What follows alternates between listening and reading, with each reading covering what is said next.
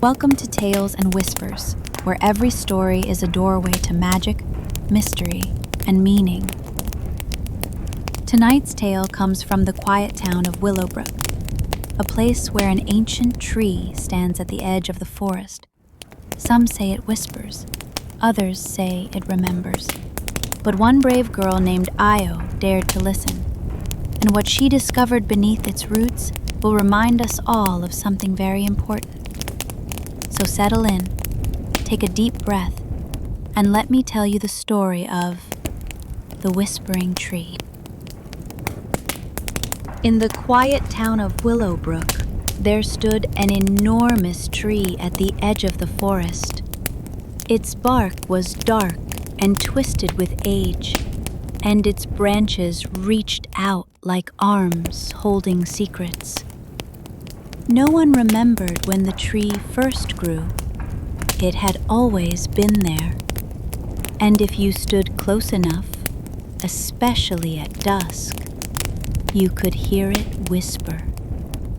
Most people avoided it. They said the tree was haunted, cursed, or full of old spirits. But Ao wasn't afraid.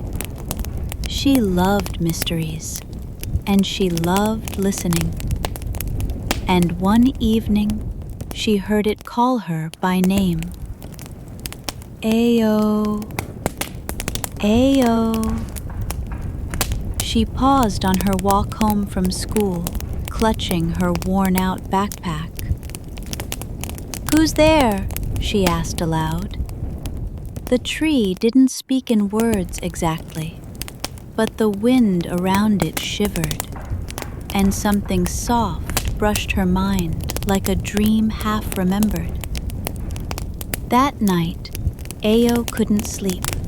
The whispers filled her ears, even under the covers. The next morning, whispers turned to news. Another child was missing. It was the 4th this month. People began locking their doors early. Parents kept their children close. Rumors swirled. Wild animals, a shadow in the woods, even old magic. But Ao remembered something. Each of the children who vanished had been seen near the tree. So one afternoon, while the town sat in fearful silence, Ao packed a flashlight, her notebook, and a slice of her grandmother's banana bread. She slipped into the forest toward the tree. It was waiting. As she placed her hand on its bark, she whispered, "Where are they?" The tree didn't answer with words, but a breeze circled her, tugging at her clothes. The earth beneath the roots trembled, and before she could step back, the ground gave way.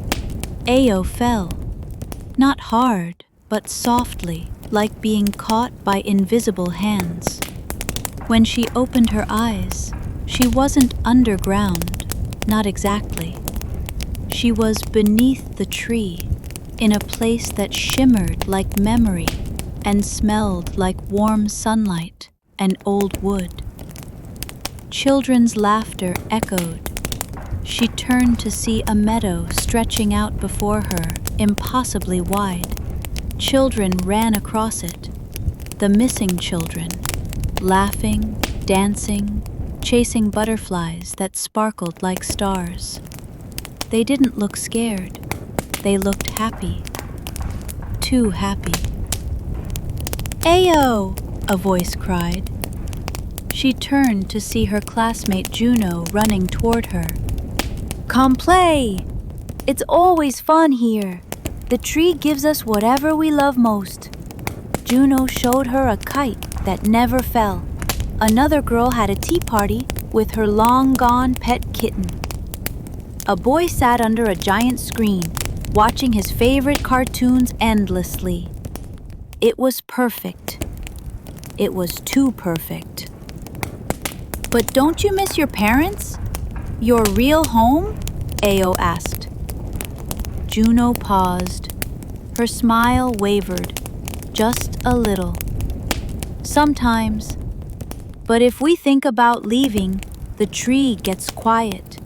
And we forget. Ao looked up.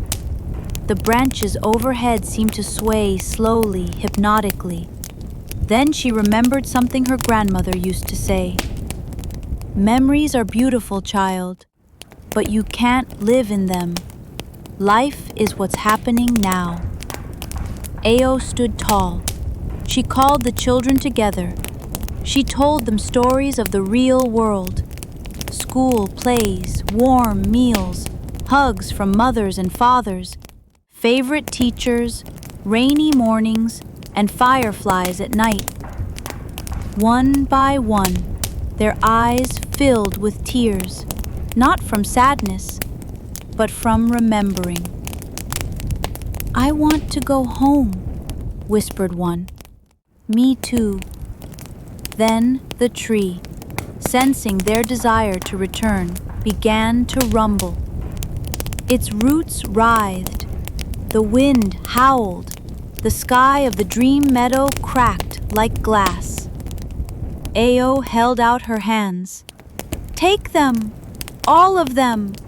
I'm not afraid. And just like that, the tree released them. One by one, they awoke beneath its branches, dazed but safe. Parents came running. The town rejoiced. But the tree stood silent now. Its whispers had faded. From that day on, no more children went missing.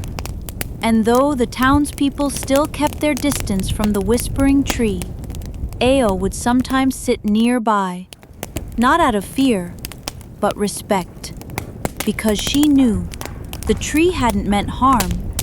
It had simply wanted to protect happiness, even if it didn't understand that real happiness lives in the present, not in the past. Moral: happiness is real when it's shared in the present, not just remembered. And so the whispers faded, but the lessons remain. Sometimes we get lost in memories, in what once made us happy. But true joy lives in the here and now, with the people we love and the moments we share. Thank you for listening to tonight's story. If it touched your heart, leave a whisper of your own in the comments. And don't forget to like, share, and subscribe for more magical tales. Until next time, keep listening, keep wondering, and remember, every whisper has a story. Good night from Tales and Whispers.